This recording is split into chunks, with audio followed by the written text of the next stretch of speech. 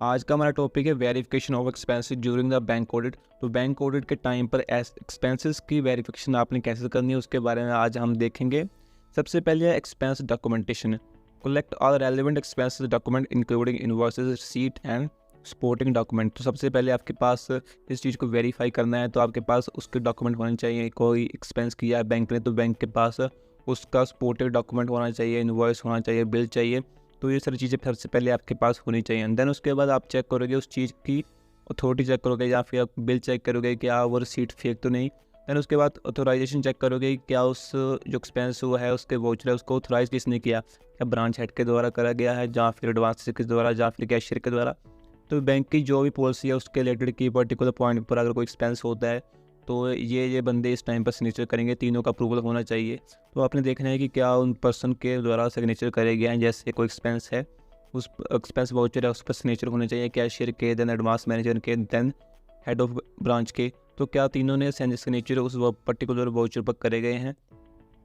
Then उसके बाद आप बजट से मैच कर सकते हो कि क्या अप्रूवल जो एक्सपेंस है उसी के अकॉर्डिंग खर्चा किया गया है या फिर नहीं। जैसे बैंक अपने कस्टमर को पानी पिलाता है बोटल्स में, तो क्या ऐसा तो नहीं है कि बैंक ने एक साल में 20 लाख का खर्चा दिखा दिया कि बोतल हमने अपने कस्टमर को पानी पिलाया।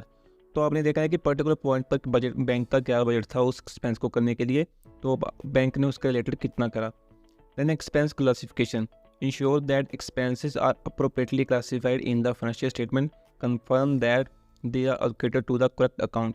तो आपने लोकेशन ऑफ एक्सपेंसेस भी इस केस में देखना है। जैसे हो सकता है कि बैंक ने खर्चा किया, जैसे कोई एनआरआई कस्टमर आया उसके खाने पीने पर करा खर्चा, तो बाद में बैंक ने उस खर्चे को फाइनेंशियल स्टेटमेंट में या फिर प्रॉफिट एंड लॉस अकाउंट में कहाँ पर डाल दिया, स्टेशनरी अकाउंट में डाल दिया।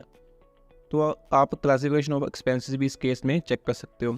उसके बाद आप टैक्स कंप्लायंस को चेक कर सकते हो कि क्या कहीं एक्सपेंस पर अगर टैक्स वगैरह लगता है तो बैंक की पॉलिसी उस केस में क्या करती है और बैंक ने क्या क्या एडजस्टमेंट अपनी फाइनेंशियल स्टेटमेंट में उस एक्सपेंस के रिलेटेड, उस टैक्स की कंप्लायंस के रिलेटेड करी है। Then receipt matching. Match receipts and invoices with corresponding entries in the bank's record to confirm the accuracy of account amounts and descriptions. तो उसके बाद आप रिसीट मैच कर सकते हो बैंक के रिकॉर्ड के साथ।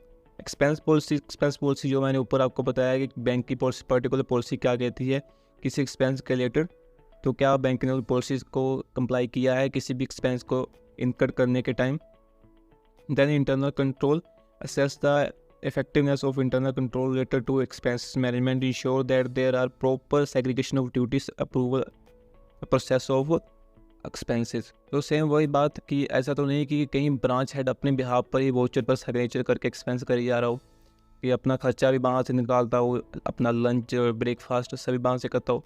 तो किसी एक्सपेंस को करने के लिए क्या क्या बैंक की पॉलिसी है कि उस अगर कोई वाउचर बैंक से निकलता है या फिर कोई एक्सपेंस बैंक के अकाउंट से जाता है, बैंक से डेबिट होता है, तो उस चीज़ को अप्रूवल सिर्फ एक व्यक्ति के हाथ में नहीं होना चाहिए कि ऐसा नहीं कि एक व्यक्ति की एक्सपेंस से करी जा रहा हो। उस चीज़ को अप्रूवल 2-3 बंदों से करवाना चाहिए, जैसे कि कैशियर से हो गया, देन एडवांस मैनेजर से हो गया, उसके बाद ब्रांच हेड से हो गया। तो ऐसा सेग्रीगेशन ऑफ ड्यूटीज़ होना चाहिए ताकि पर्टिकुलर एक्सपेंस कहीं एक बंदे के हाथ में ना हो। देन रीजनेबलनेस ऑफ एक्सपेंसेस, तो वही बात कि जैसे कोई एक्सपेंस है, चाय पानी किसी को पिलाना है, तो ऐसा तो नहीं कि बैंक ने एक हफ्ते में 40-50 हज़ार का चाय पानी का खर्चा डाल दिया। तो रीज़नेबल एक्सपेंसेस होना चाहिए। आप देख सकते हो कि पर्टिकुलर बैंक में कितना खर्चा पिछले साल में आया था या फिर पिछले महीने से कंपेयर कर सकते हो, पुराने डाटे से कंपेयर कर सकते हो कि क्या इतना खर्चा कभी आया था। तो एक्सपेंस की रीज़नेबलनेस आप चेक कर सकते हो। देन आप रिकन्सिलेशन कर सकते हो अकाउंटिंग एंट्रीज के साथ। उसके बाद documentation retention, ensure that all supporting documents are retained for auditorial purpose and compliance with regulatory requirements। तो जो भी एक्सपेंस के वाउचर वगैरह होंगे बैंक ने क्या उनको प्रॉपर रिटेन करके रखा है, प्रॉपर फाइल में लगा कर रखा है for future reference of audit. तो ये सारी चीज़ें आप लोगों ने चेक करनी है for the audit of verification of expenses during the bank audit. तो ये सारे पॉइंट्स थे, इन पॉइंट्स को यूज़ करके आप बैंक में वेरिफिकेशन कर सकते हो एक्सपेंसेस का।